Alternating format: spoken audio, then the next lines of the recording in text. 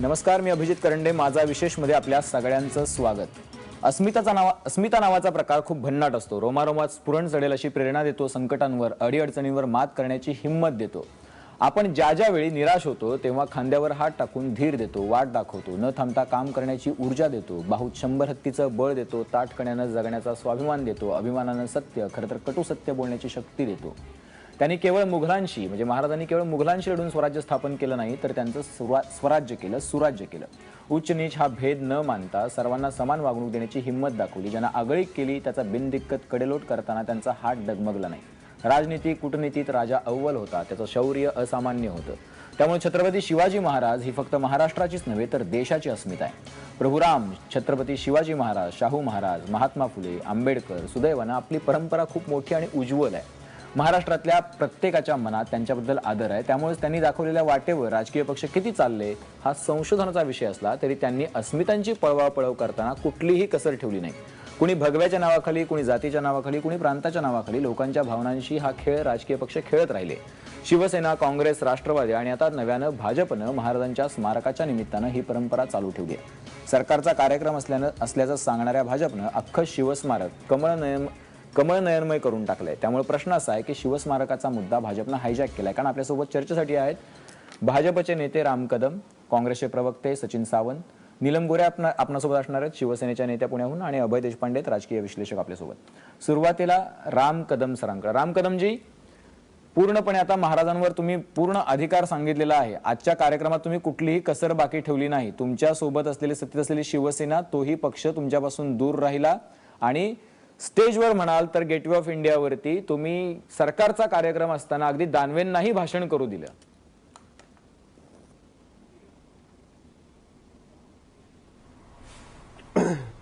लक्षात घ्या की छत्रपती शिवाजी महाराज हे पूर्ण देशाचे आहेत, पूर्ण राज्यातल्या जनतेचे आहेत. आणि छत्रपती शिवाजी महाराजांची स्मारकाच्या बाबतीतला जो कार्यक्रम आहे हा खऱ्या अर्थानं महाराष्ट्रासाठी जशी आपण दिवाळी साजरी करतो ते ही 350 वर्षाच्या नंतर एका वेगळ्या अर्थानं ही महाराष्ट्रासाठी दिवाळी आहे. 2004 साली घोषणा झाली, पण 10 वर्ष घोषणा करून काँग्रेस राष्ट्रवादीने याचं काहीच केलं नाही. आम्ही भारतीय जनता पार्टीनं आमच्या 2014च्या निवडणुकीच्या जाहीरनाम्यामध्ये आम्ही महाराष्ट्राच्या जनतेला वचन दिलं होतं की आम्ही स्मारकाचं काम सुरू करू, आणि दिलेलं वचन उद्या ते पूर्ण होतंय. आपण स्मारकाचं काम सुरू करतो आहोत. आता विषय असा आहे की महाराजांचं स्मारकाचं आपण आज जे जलपूजन केलं, माती आली पूर्ण वेगवेगळ्या राज्यातून, तर महाराजांच्या कार्यक्रमाला येण्यासाठी राजकीय निमंत्रण दिले गेले, तो भाग वेगळा, ते तर राजशिष्टाचार विभाग त्यांचं काम करतंय. पण महाराजांच्या कार्यक्रमात सामील होताना पक्ष, पद, प्रतिष्ठा मोठी असत नाही. महाराजांपेक्षा कुणीही मोठा नाही, कोणताही पक्ष मोठा नाही. प्रत्येकानं स्वतःहून त्याच्या अंतर्भूत भावनेनं त्यांनी सहभागी झालं पाहिजे.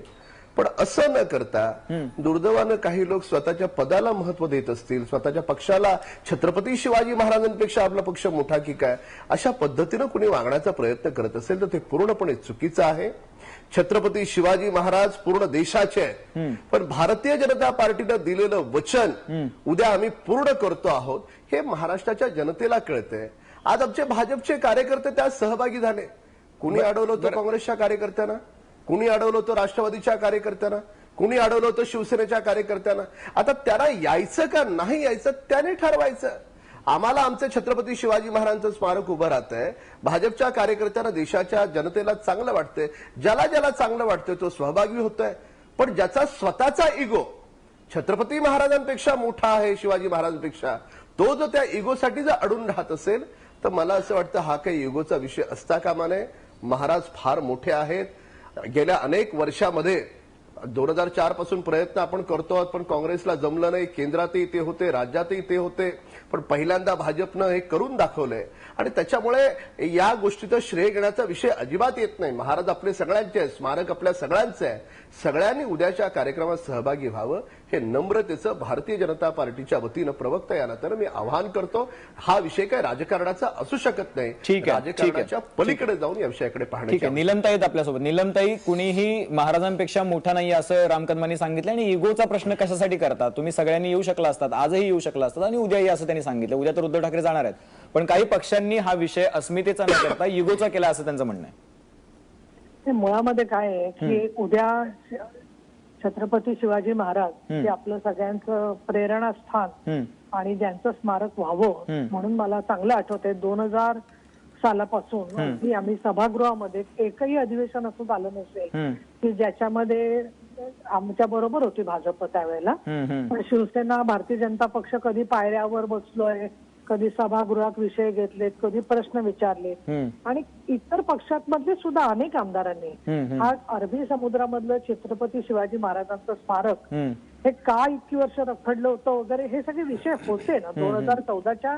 निवडणुकीत सुद्धा नाईलाजाने ते विषय करावे लागले होते. याचं कारण असं की तांत्रिक कारण कधी सांगायची, कधी अजून काही कारण सांगायची आणि त्याच्यामुळे शिवाजी महाराजांचं स्मारक उभं राहतंय आपल्या सगळ्यांच्या अपेक्षेप्रमाणे म्हटल्यावरती माननीय उद्धव साहेब उद्या जाणार आहेत त्याच्यामध्ये, कार्यक्रमाला सहभागी होणार आहे. आणि मुळामध्ये म्हणून असं आहे की एकदा लग्न समारंभाला जातोय म्हटलं, म्हणजे लग्न नाही येते पण तर मग आधी सीमंत पूजनाला का नाही गेला, साखरपुड्याला का नाही गेला, मध्ये वराडी लोकांची नियतच साफ नाही वगैरे, हे ज्याच्या त्याच्या बघण्याचा दृष्टिकोन झाला आहे. पण जगन्नाथाच्या यात्रेत आपण जातो त्या पंढरपूरच्या विठ्ठलाच्या ज्या वेळेला आपण जातो वारीला, तर त्यावेळेला तो भागवत धर्माची पताका मंदिरावर दिसली तरी नमस्कार करून येणारे लोक असतात. हजारो लोक काही उद्या येणार नाहीयेत, पण जे बघतील घरातून ते जसं म्हणजे नमस्कार करतील शिवाजी महाराजांच्या भूमिपूजन जलपूजनाला, ही सामान्य महाराष्ट्रातल्या पण नीलमताई मुद्दा एक नाही, मला थोडस एक मुद्दा फक्त सांगू दे.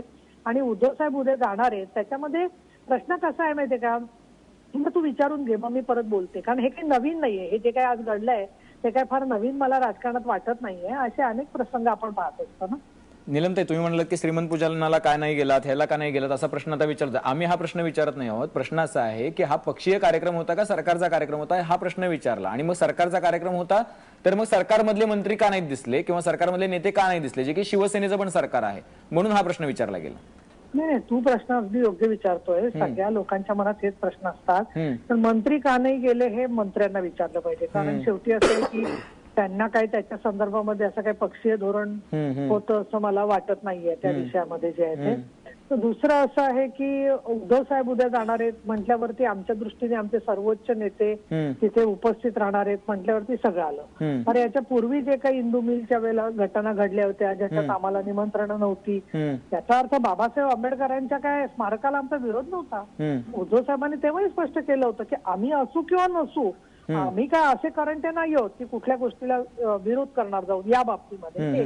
दुसरा, अभिजित, मी सामाजिक चळवळीतून आलेली कार्यकर्ती आहे, शिवसेनेची प्रवक्ता तर आहेच आहे, पण मला एक प्रसंग आठवतो. मला 2 मिनिटं दिलीस तर एखादे अभय देशपांडे किंवा ज्यांनी बरेच वर्ष हे पाहिलंय, मला माहित नाही 94ला राम कदम काय होते, म्हणजे काय त्यांच्या लक्षात आहे की नाही ते, पण महिला धोरण राज्याचं त्याला शरदराव पवारांनी जाहीर केलं होतं. आणि सगळीकडे म्हणजे आमची त्याचा सहभाग होता, आम्ही बैठकात होतो, ड्राफ्ट आम्ही केले होते खूप महिला संघटनांनी. आणि तिथे स्टेजवरती अर्थात आम्ही नव्हतो, आम्ही पहिल्या रांगेत होतो. स्टेजवरती वेगळेच कार्यक्रम झाले, सचिव बोलल्या, बाकीच्या मंत्री बोलल्या, त्यावेळेला मला वाटतं काँग्रेसच्या अध्यक्षा होत्या प्रभाते राव, त्या बोलल्या आणि आम्ही खाली होतो.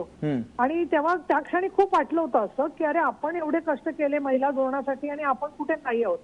पण 94 नंतर आम्ही हळूहळू मी हे पाहिलं आणि हे शिकले की जो जीता वही सिकंदर, जो त्या प्रश्नावर काम करतो, जो त्या प्रश्नावर लढतो, जो त्या प्रश्नासाठी आयुष्य स्वतःचं वाहून घेतो, त्या माणसाचं आयुष्यामध्ये नाही लोकांच्या मनामध्ये स्थान अमर असतं. आणि त्याच्यामुळे एका कार्यक्रमामध्ये कोणी आलं नाही किंवा दिसलं नाही म्हणजे सगळ्यावरती आपण गोळा फिरवला असं कोणाला वाटत. ठीक आहे नीलमताई, मी तुम्हाला पुन्हा एकदा विचारतो की तुम्ही म्हणालात की जो जिता वही सिकंदर, आत्ताची जी स्थिती आहे ते बघता सिकंदर कोण आहे, थोडक्यात सांगा. म्हणजे मला सचिन सावंत आणि अभय देशपांडेंकडे जाते. वाटतं जनता ठरवते या ज्या गोष्टी आहे ना, कोण सिकंदर आहे की नाही.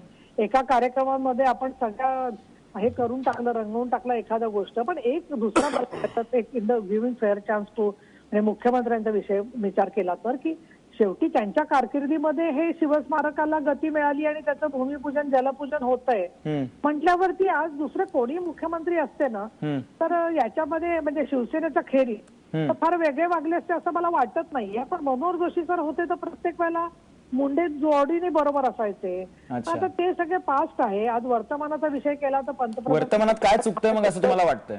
वर्तमानात काय चुकतंय? काही नाहीये. आमच्या दृष्टीने उद्धव साहेबांना बोलावलंय. शिवसेने फडणवीसजी प्रमुख आहेत.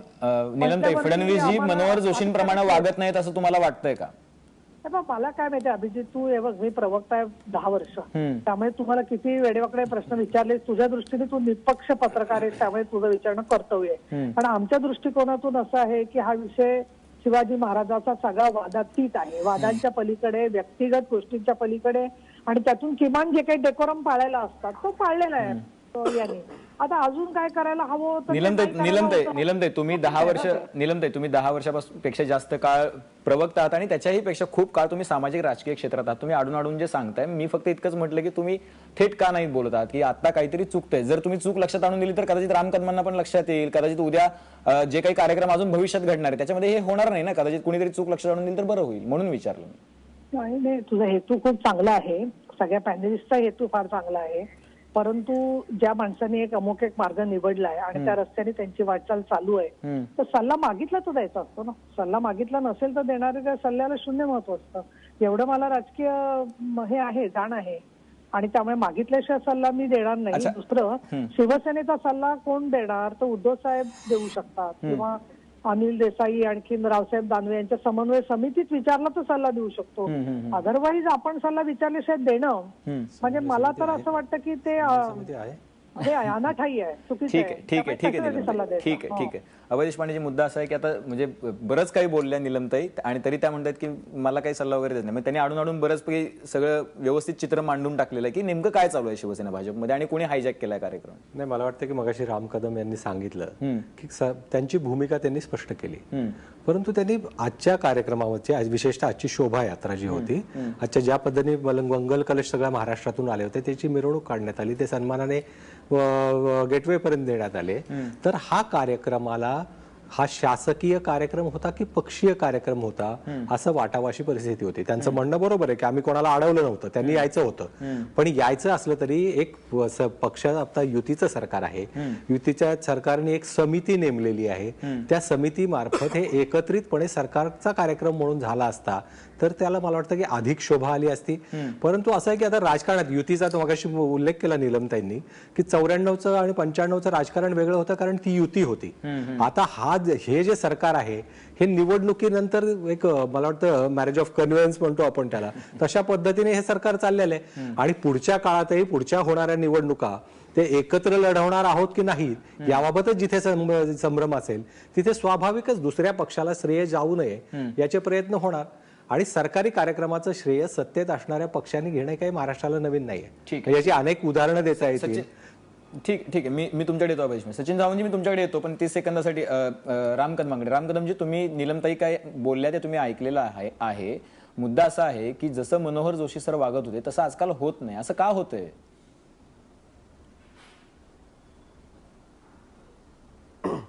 कसं आहे की प्रत्येक कार्यक्रमामध्ये स्वतः देवेंद्र फडणवीसजी अनेकदा उद्धवजीशी स्वतः बोलतात.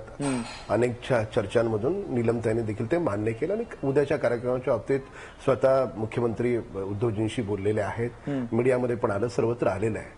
मूळ विषय असा येतो की आजचा कार्यक्रम आणि उद्याचा छत्रपती शिवाजी महाराजांचा कार्यक्रम, मला खरंच विचारायचं पूर्ण महाराष्ट्राच्या जनतेला, हा काही कुठला राजकीय कार्यक्रम आहे का हो? हा तुमच्या आमच्या छत्रपती शिवाजी महाराजांचा कार्यक्रम आहे. याच्यामध्ये कसल्या निमंत्रणाची आपण वाट पाहतोय?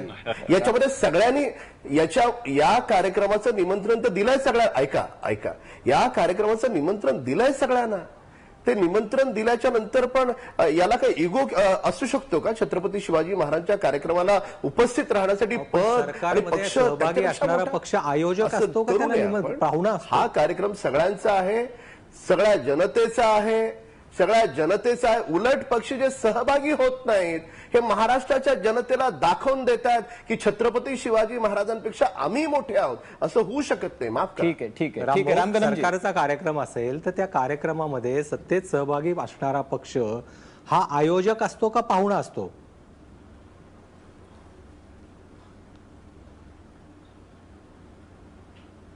लक्षात घ्या, जेव्हा सरकार कार्यक्रम करतंय हा बाकी कार्यक्रमांसारखा कार्यक्रम नाही. हा पूर्ण राज्यभर आपण दिवाळी साजरी करतो आहोत, तशा स्वरूपाचा हा कार्यक्रम आहे. यात सगळेच नागरिक सहभागी होत असतात. आता आमचे भाजपचे कार्यकर्ते, त्यांना अत्यानंद झालाय, ते सहभागी झालेत. बाकीच्याही कार्यकर्त्यांना व्हावं सहभागी अशी अपेक्षा होती, पण दुर्दैवाने ते झाले नाहीत. आमच्या कार्यकर्त्यांनी होर्डिंग्स लावल्यात, त्यांना आनंद आहे, त्यांनी लावला. बाकीच्याला कुणी अडवलं? कुणी सांगितलं का येऊ नका? अहो, आता यांना यांचे पक्ष मोठे वाटतात, यांना यांची पद प्रतिष्ठा महाराजांपेक्षा मोठे वाटतात, तर ह्यांना आम्ही कसं समजवायचं? ठीक आहे, ठीक आहे. आणि रामभाऊ, छत्रपती शिवाजी महाराजांच्या वंशजांना ठीक आहे. सुद्धा मान देण्याचं काम भारतीय जनता पार्टीनं 95 साली सुद्धा केलं, उदयनराजेंना मंत्री बनवून, आणि आता सुद्धा कोल्हापूरच्या गादीला खासदार करून भारतीय जनता पार्टीने केलं. ठीक आहे, बाकी ठीक कुणी आहे. केलं नाही. रामकदमजी, आपण हे आपल्याला निलमताईंकडून ठाऊक आहे. उत्तर घेऊया. तर त्याच्यामुळे छत्रपती शिवाजी महाराज रामकदमजी बोलताय ते तुम्ही ऐकता आहात. तुम्हाला पक्ष मोठा वाटतोय का, इगो मोठा वाटतोय का? काम भारतीय जनता पार्टीनं केलेलं रामकदम, आहे. बोलू द्या हे स्पष्ट आहे. निलमताईंना. नाही, मला काय वाटतं माहितीये का, पहिली गोष्ट की काही आता या सगळ्या म्हणणं जे त्यांचं आहे, तुमचं मोठं वाटत नाही वगैरे, मी खरं सांगू का, आपल्या कहाण्या ज्या आहेत ना पूर्वीच्या श्रावणामधल्या, तर बहिणीच्या अंगावर किती दागिने आहेत ते बघून मग तिला जेवायला द्यायचं. त्याच्यानंतर मग ती सांगते एकदा परत बोलावल्यावर की दागिने ठेवा म्हणून. म्हणजे 63च्या जागी जर का आमचे 100 आमदार असते तर बरोबरीने निमंत्रण असतं. त्यामुळे जे वेगवेगळे लोक सांगतात संस्कृती आणि परंपरांचं, तर मोठ्याच्या घरी बोलवून दुसऱ्या माणसाला कसं अपमानित करायचं हे सांगायला काही फार अक्कल लागत नाही. पण निलमताई मुद्दा असा ना की हे पण किती म्हणजे काळ मला- सहन करणार असं विचारतात अभय देशपांडे. काय अभय देशपांडे असं विचारत आहेत की हे असं किती काळ सहन करणार? किती काळ सहन करायचं की सहन वगैरे काही नाहीये. आमचं सुद्धा प्रत्येक गोष्टीमध्ये काही एक सामाजिक राजकीय विचार असतो, आणि त्या विचाराच्या मध्ये उद्धव साहेब वारंवार बोललेले आहेत या गोष्टी ज्या आहेत ते, की 4 चांगली कामं व्हावीत लोकांची, या हेतूनी आपण या गोष्टी करत असतो. आता त्याच्यामध्ये म्हणून काही कार्यक्रमांना मुंबई महानगरपालिकेच्या असतील किंवा अन्यत्र सुद्धा काही जे विषय आहेत, तलावाला काय बाळासाहेब ठाकरेंचं नाव दिलं असेल किंवा हॉस्पिटलची उद्घाटन, तर हे शेवटी लोकोपयोगी कार्यक्रम आहेत ना. त्यामुळे सत्ता जी आहे ती कोणासाठी आहे, तर सर्वसामान्य लोकांचं जीवन काहीतरी सुधारावं म्हणून ती सत्ता आहे, आणि त्या दृष्टिकोनातून आम्ही सत्तेमध्ये सहभागी आहोत. आता बाकीचं हे सगळं वर्तन जे आहे, तर मला साधी गोष्ट काय वाटते की हे काय फार म्हणजे त्यांच्याकडून काय अपेक्षा ठेवण्यासाठी काही मला वाटत नाही आवश्यकता. आम्ही पण स्वाभिमानी आहोत. आणि समजा तेव्हा दुसरं मी अभय तुम्हाला उदाहरण देईन की रस्त्याने आपण चाललोय, आणि आपण बसमध्ये असलो आणि दुसरा माणूस कारमध्ये असला, तर त्यांनी कार थांबवेल की नाही अशी शंका असेल तर सामान्य माणसं सुद्धा थांबत नाहीत ना तिथे. त्यामुळे मुळात हे सगळं जे वर्तन आहे त्याच्याबद्दल काही फार आश्चर्य वाटायचं काही कारण नाहीये. याच्याबद्दल ते तुमचा अहंकार महाराष्ट्रापेक्षा मोठा आहे असं सांगतायत ते. नाही, ते असं म्हणताय, त्याला कारण असं मला वाटतंय की त्यांना असं वाटतंय, त्यांचा तो गैरसमज आहे सगळा, हे असं मला वाटतं स्पष्टपणे. त्यांना काय म्हणायचंय, त्यांनी नाव घेऊन बोलू दे, शिवसेनेचा अहंकार मोठा आहे, मग आम्ही बोलू. दुसरा असा प्रश्न की उद्या उद्धव साहेब जाणार आहेत म्हटल्यावरती परत तुम्हाला सुद्धा जो आनंद आहे ना सगळा वाढवण्यामधला वाद, तो मला अनाकलनीय आहे. याचं कारण असं की मीडियाचं काम तुम्ही तुमचं करताय, पण कुठेही जाणारे सगळे एकत्र दिसणारे त्याचा नाहीये मीडियाला. नाही, मुद्दा असा आहे ना, मीडियावरती येऊन असं आहे ना निलमताई, मीडियावरती येऊन किंवा मीडियावरती आणून सगळं थोपवून त्याचा काही फायदा नाहीये. कारण सगळं तुम्ही बोललेलं आहात गेल्या 15 मिनिटात, ते जे तुम्ही बोलला आहात त्याच्यामध्ये काही मीडियाचा हात नाहीये. मीडिया काही हे येऊन करवत नाहीये. ठीक आहे, ठीक आहे, ठीक आहे निलमताई, मी तुमची भावना समजू शकतो आणि नाही, तुमची भावना समजू शकतो आणि आदर करतो तुमच्या भावनेचा, हरकत नाही. आपल्यासोबत सचिन सावंत, तुमचा तर मुद्दाच दूर फेकला गेला. म्हणजे शिवसेना आणि भाजपच्या भांडणामध्ये काँग्रेस आणि राष्ट्रवादी कुठं गायब आहे हेच कळत नाही या सगळ्या शिवस्मारकाच्या मुद्द्यामध्ये. नाही, पहिली गोष्ट अशी की ज्या तऱ्हेनं हे श्रेयवादाची लढाई चालू आहे, कालच आपण राम मंदिरच्या स्टेशनवर पाहिलं आणि त्याच्यामध्ये ज्या तऱ्हेनं ओंगळवाणं प्रदर्शन झालं, मला तर अशी अपेक्षा झाली होती की त्या ठिकाणी रामलल्लाची अयोध्येचं मंदिरच आलं की काय, आणि रामलल्लाची मूर्ती आम्ही शोधू लागलो होतो. आणि हाही प्रश्न त्या ठिकाणी विचारू लागलो होतो की प्लॅटफॉर्मवर उतरायचं असेल तर चप्पल काढून उतरावं का आता, त्यामुळे एकंदरच ज्या तऱ्हेनं ज्या पातळीवरती ह्या सगळ्या पद्धतीचं श्रेयवादाचं आलेलं आहे ते अतिशय निंदनीय आहे. आणि एकंदर शिवस्मारकाच्या संदर्भामध्ये एक लक्षात घेतलं पाहिजे की आज भारतीय जनता पक्षातर्फे ज्या तऱ्हेनं चाललेलं आहे की हे शिवस्मारक झालं म्हणजे आम्ही करून टाकलेलं आहे. म्हणजे भारतीय जनता पक्षासारखा एकंदरच त्या ठिकाणी इव्हेंट मॅनेजमेंट वरती विश्वास ठेवणारा आणि लोकांच्या एकंदरच लोकांना बुद्धीच नाही आहे अशा तऱ्हेनं विश्वास ठेवणारा पक्ष दुसरा कुठला नसेल. ज्या तऱ्हेनं एकंदर इंदू मिलच्या संदर्भामध्ये गेल्या 1.25 वर्षापूर्वी उद्घाटन केलं गेलं, भूमिपूजन केलं गेलं, त्यावेळेला अशीच परिस्थिती होती. कुठल्याही पक्षाला त्यांनी घेतलं नाही. त्यावेळेला त्या बिहारच्या निवडणुका होत्या, निवडणुकांमधलं राजकारण होतं, तिथे फायदा घ्यायचा होता.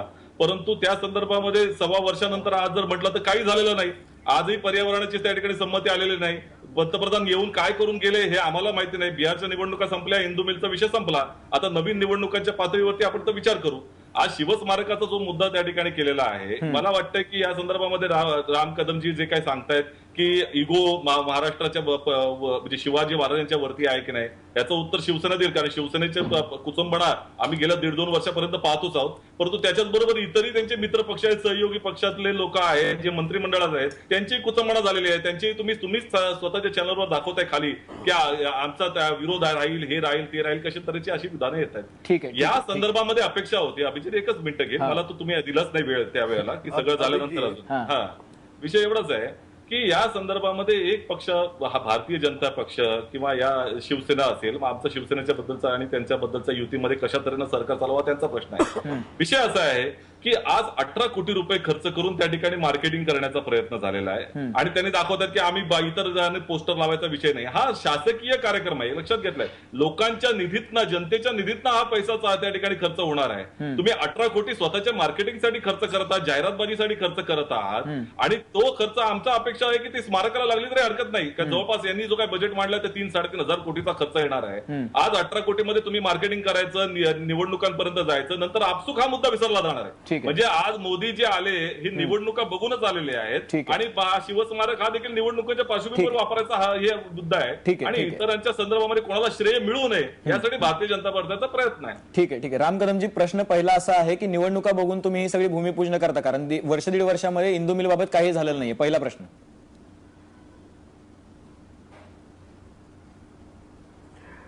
अभिजित, निवडणुका डोळ्यासमोर ठेवून 2014च्या विधानसभा निवडणुकीच्या आधी आणि लोकसभेच्या पराभवाच्या नंतर मराठा, बाकी मुस्लिम आरक्षण वगैरे ही सगळी देण्याची पद्धती काँग्रेस आणि राष्ट्रवादीची आहे, ती भारतीय जनता पार्टीची असू शकत नाही.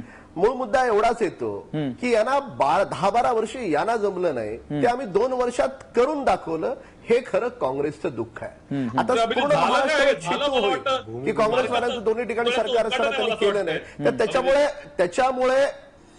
त्याच्यामुळे आपण उद्या पूर्ण महाराष्ट्रात काँग्रेस आणि राष्ट्रवादीची छेतू होणार आहे की 10-10, 12-12 वर्ष दोन्ही ठिकाणी राज्य करून सुद्धा हे करू शकले नाही. त्यांनी भाजपनं 2 वर्षात केलं, देवेंद्र फडणवीसांनी 2 वर्षात केलं. भूमिपूजन का होईना याचं खरं तर काँग्रेसचं दुःख हे हा भाग एक. आणि दुसरं मला आपण सांगा की आता आचारसंहितेच्या नंतर 3-4-6 महिने वाया जातात. जर शिवाजी महाराजांचं स्मारकाचं भूमिपूजन आपण करत असू, सगळ्या परवानग्या मिळाल्याच्या नंतर, हे काँग्रेसचं दुःख आहे.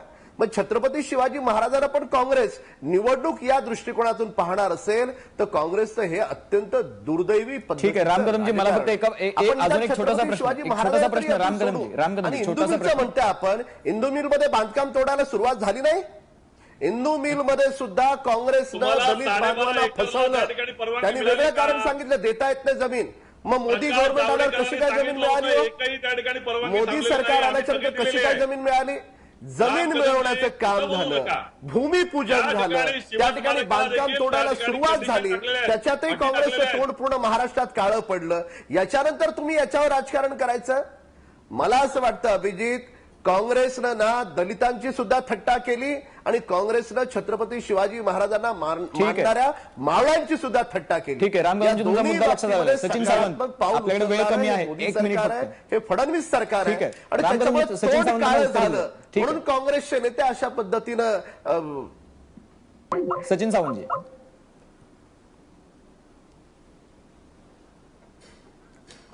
सचिन सावंत बोला तुम्ही.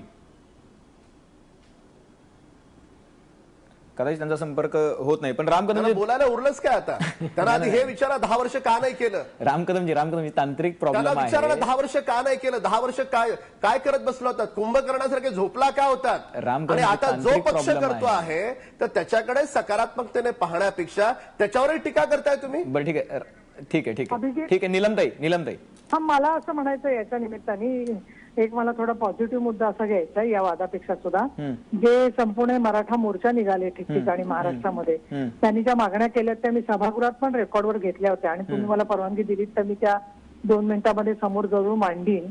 कारण त्याचे विषय निलमताई त्या सगळ्या मागण्या सगळ्या रेकॉर्डवर आहेत आणि महाराष्ट्राला माहिती आहेत. मुद्दा असा आहे की शेवटची काही मिनिटं राहिली आहेत म्हणून मुद्दा शिवस्मारक हा त्यातला 7वा मुद्दा होता. आहे आणि मराठा आरक्षणाचा मुद्दा आहे.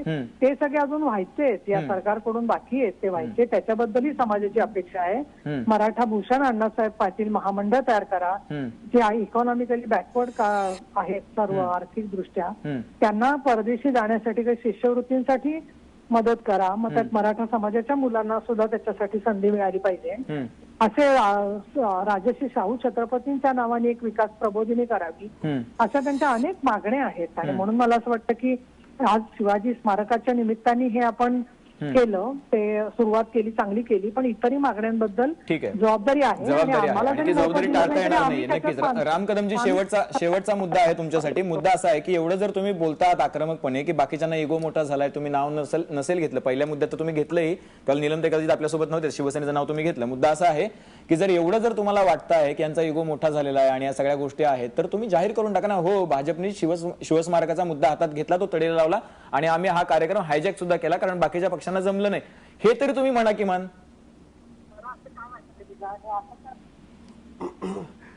भाजप हा संकुचित राजकारण करणारा पक्ष नाही. छत्रपती शिवाजी महाराज ही पूर्ण देशाची संपत्ती आहे. सगळ्या देशातल्या 125 कोटी लोकांचं हे श्रद्धास्थान आहे. तर त्याच्यामुळे आमची अजूनही अपेक्षा आहे की बाकीच्या पक्षांनी स्वतःला मोठं मानण्यापेक्षा, स्वतःच्या पदाला मोठं मानण्यापेक्षा उद्याच्या कार्यक्रमात सहभागी व्हा.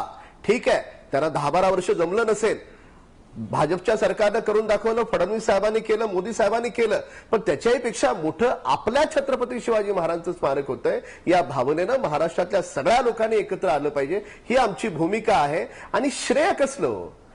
ज्या छत्रपती शिवाजी महाराजांचं रक्त आपल्या धमन्यांमध्ये फिरतंय, त्यांनी दिलेला स्वाभिमान आपल्यामध्ये आहे, तिथे श्रेय येत नाही. उलट पक्षी जे सहभागी होत नाहीत ते असं पूर्ण महाराष्ट्राच्या जनतेला दाखवतायत की आमचा इगो, आमचा मान, आमचा अपमान महाराजांपेक्षा मोठा आहे. ठीक आहे रामगोविंद, तुमचा मुद्दा लक्षात आला. शेवटची 30 सेकंद अभय देशपांडेचे. मुद्दा असा आहे की सगळे राजकीय पक्ष, आज नाही गेली 30-50 वर्ष आपण बघतोय, स्वातंत्र्य मिळाल्यापासून सगळे राजकीय पक्ष महाराजांचं नाव घेतात. पण महाराजांनी जी कामं केली, महाराजांनी जशा पद्धतीनं सुशासन चालवलं, सुराज्य केलं राज्याचं, तसं काही कोणाला जमलेलं नाहीये. म्हणजे आता इतक्या समस्या, इतके प्रॉब्लेम्स राज्यात आहेत तरीही हे मशगूल आहेत स्वतःच्या भांडणांमध्ये सगळे. नाही, महाराजांचं एक सर्वात मोठं वैशिष्ट्य सांगायचं तर ते सर्वांना बरोबर घेऊन जात होते. तेवढं जरी केलं तरी पुरेसं आहे. आणि श्रेयाचं म्हणाल तर प्रत्येक पक्ष असतात. ज्यावेळी मागे कर्जमाफी झाली त्यावेळेसही कशा वेगवेगळ्या सत्तेत असणाऱ्या पक्षांनी जाहिरातबाजी केली होती आणि त्याचं श्रेय घ्यायचा प्रयत्न केला, तर हे आपण बघितलंय. मला असं वाटतंय की स्मारकात व्हावं ही महाराष्ट्राची इच्छा होती. ते सर्वांनी मिळून करावं, सर्वांना त्याच्यात बरोबर घ्यावं असा प्रयत्न झाला तर ते जास्ती चांगलं होईल. जसा अहंकार महाराजांपेक्षा मोठा असू शकत नाही, तसं पक्षाचे झेंडे आणि राजकारण हेही महाराजांपेक्षा मोठं असू नये अशी अपेक्षा कोणी केली तर मला वाटतं त्याच्यात काही गैर नाहीये आणि त्याच्यातून बाहेर पडतील हे राजकीय पक्ष, अशी अपेक्षा करायला हरकत नाही. ठीक आहे, म्हणजे अतिशय महत्त्वाचा मुद्दा अभय देशपांडेंनी जाता जाता मांडलेला आहे की राजकीय पक्षांना जसा अहंकार मोठा असू नये तसे राजकीय झेंडे सुद्धा मोठे असू नयेत, की जे झेंडे आज दिवसभर सगळ्या मुंबापुरीत दिसत होते. आणि महाराजांनी जे सांगितलं होतं स्वराज्याचं सुराज्य केलं महाराजांनी, तर हे बाकीचे जे प्रश्न आहेत तेही प्रश्न मार्गी लागतील आणि सर्वांना सोबत घेऊन त्या प्रश्नांची तड लागेल अशी अपेक्षा करायला हरकत नाहीये. पण सध्या तरी एक पॉईंट जास्त घेतलेला आहे, कुठल्याही स्थितीत आपण याच्यातलं राजकारण विसरू शकत नाही. आणि हा मुद्दा आहे, इंदू मिलच्या वेळेला बिहारचे इलेक्शन्स होते आणि आता महानगरपालिकेचे इलेक्शन्स आहेत आणि पुन्हा एक नवीन भूमिपूजन होतंय. तर राजकारण जे आहे तो महाराष्ट्र पाहतोय आणि लोक याचा काय तो निर्णय नक्की घेतील. आपल्या सगळ्या मान्यवरांनी हा अपेक्षा करूया 3 वर्षात फक्त भूमिपूजन होऊन थांबू नये, ते स्मारक पूर्ण करण्याला सगळ्यांचं प्राधान्य राहील एवढी अपेक्षा करूया. नाही, स्मारक पूर्ण करा, कारण पहिला टप्पा तर 2019 पर्यंत पूर्ण करणार असं आश्वासन दिलेलं आहे. आता ती आश्वासन पूर्ती होते की नाही, ती निवडणुकीला सामोरं जाताना त्याची उत्तर भाजपला द्यावी लागतील आणि त्यावेळेला शिवसेना परत समोर असेलच, हरकत नाहीये. तर हा खेळ जो आहे तो हा अनएंडिंग खेळ आहे आणि याच्यामध्ये प्लेयर्स जे आहेत ते अनएंडिंग आहेत, फक्त चेहरे बदलत राहतील. हा खेळ असा सुरू राहणार आहे, त्याच्यामुळे आपणही याचे साक्षीदार असणार आहोत, महाराष्ट्रही साक्षीदार असणार आहे. आपल्या सगळ्या मान्यवरांनी चर्चेसाठी वेळ दिला त्याबद्दल धन्यवाद. तुम्ही पाहत राहा एबीपी माझा.